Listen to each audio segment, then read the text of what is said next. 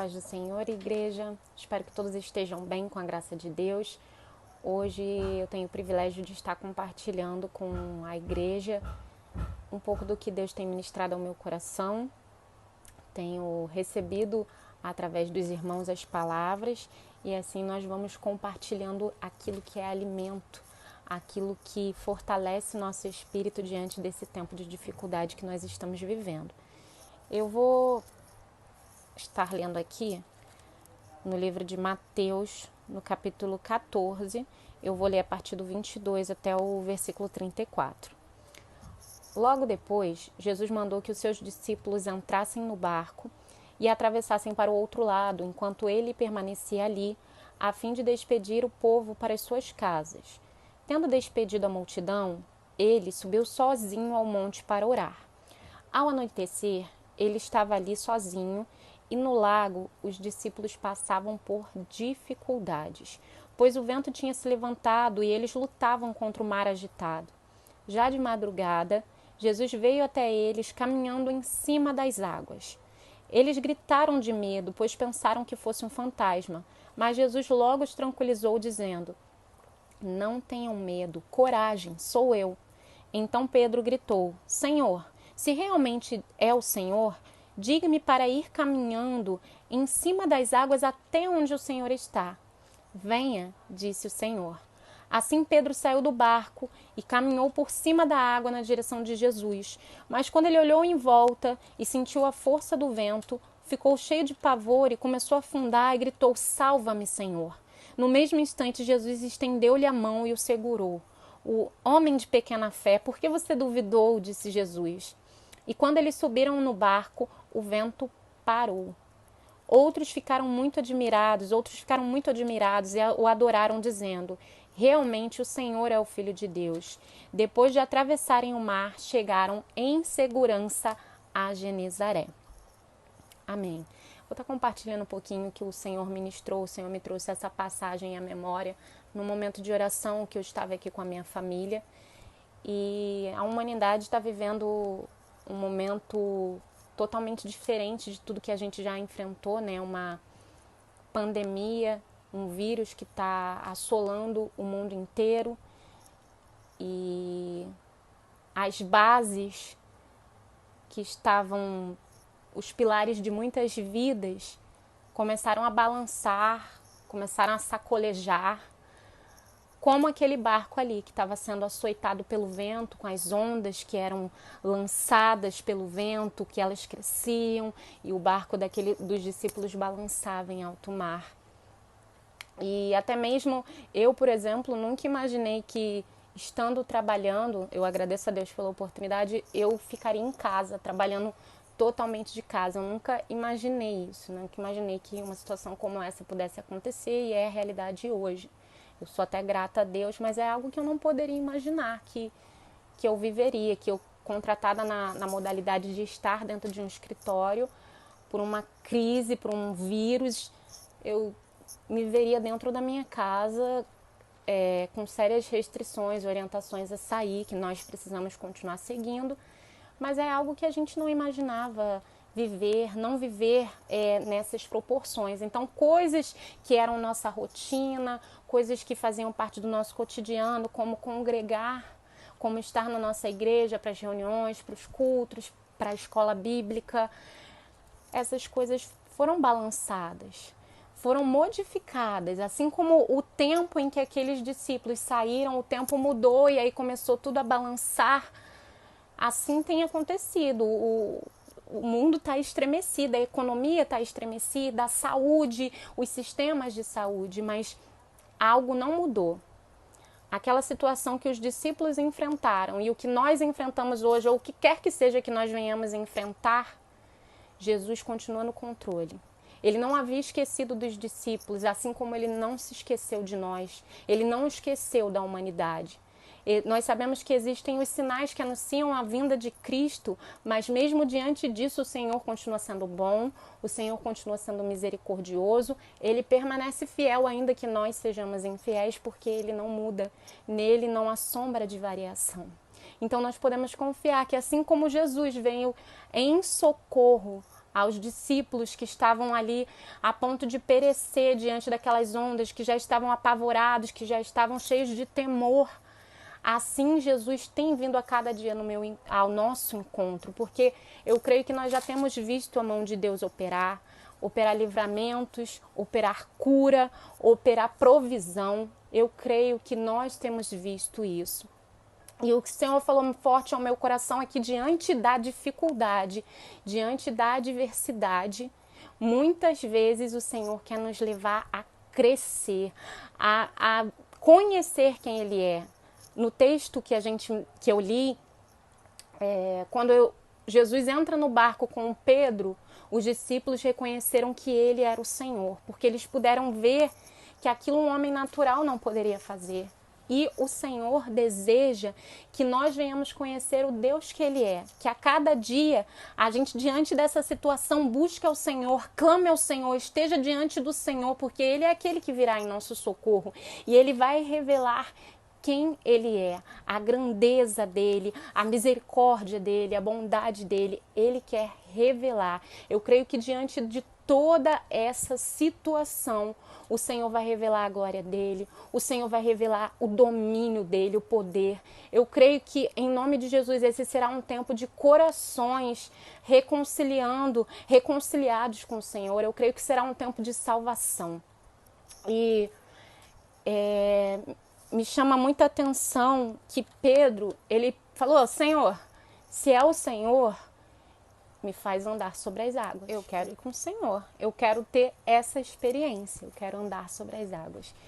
E aí, o que eu fiquei pensando era o seguinte: quando no futuro, porque eu creio que a gente vai vencer toda essa situação em nome de Jesus, eu tiver a oportunidade de falar para os mais novos, que não viveram essa situação, qual a experiência eu tirei disso, ou mesmo nem indo tão longe, quando a gente tiver a oportunidade de trocar, quais experiências você tirou de tudo isso? Eu quero ter uma experiência com Deus. Eu quero ter uma experiência com o Senhor. E quando Pedro pediu para Jesus para andar sobre as águas, imediatamente Jesus disse: venha.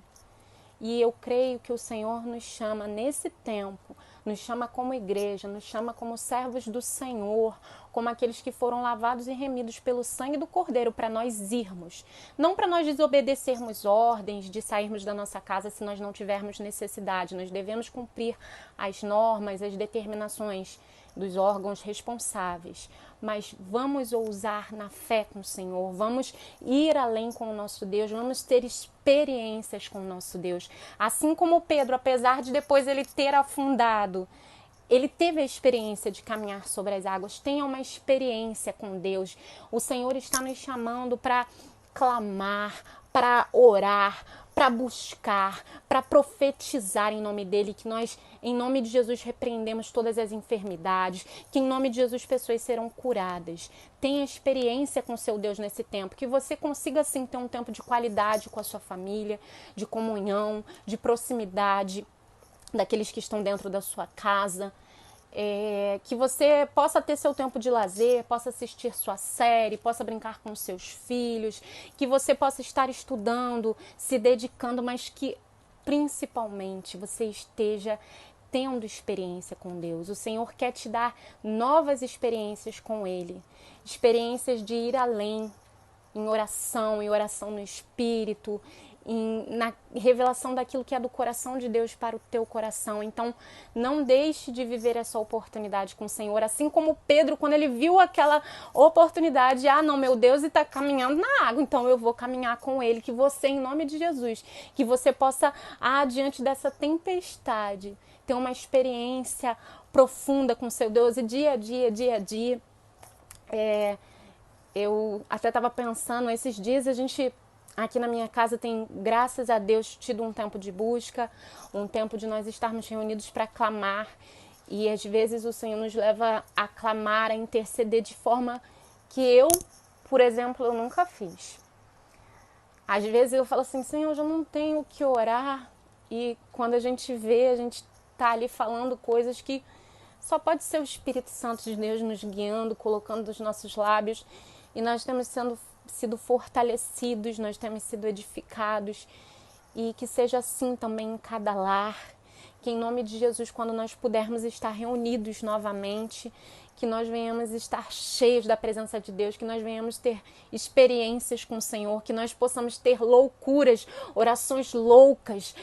Mesmo que o mundo diga que é o contrário, nós em nome de Jesus oramos que essa pandemia ela vai recuar, que essas mortes que estão previstas, as estatísticas, elas serão quebradas pelo nome de Jesus. Nelly, mas isso é loucura, a previsão é outra coisa. Gente, andar sobre a água também pode ser loucura para o que é natural.